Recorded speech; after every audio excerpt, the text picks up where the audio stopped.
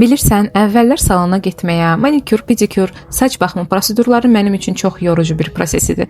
Hər dəfə baxırdım ki, qrafikim doludur, işlər çoxdur və düşünürdüm ki, salona sərf etdiyim o 2-3 saat sadəcə boş yerə xərclənən vaxtdır.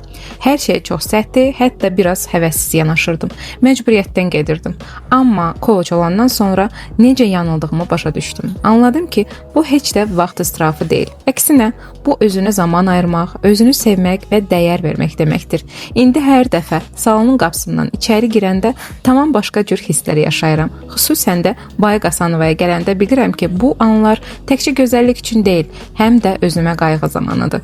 Oturursan, gözəlləşirsən və dincəlirsən. İndi bütün bu prosesdən həqiqətən zövq alıram. Çünki bilirəm, biz özümüzə nə qədər çox sevsək, nə qədər dəyər göstərsək, həyatımız da bir o qədər gözəlləşir. Heç vaxt özünüzə sərf etdiyiniz vaxta və ya pula görə peşman olmayın.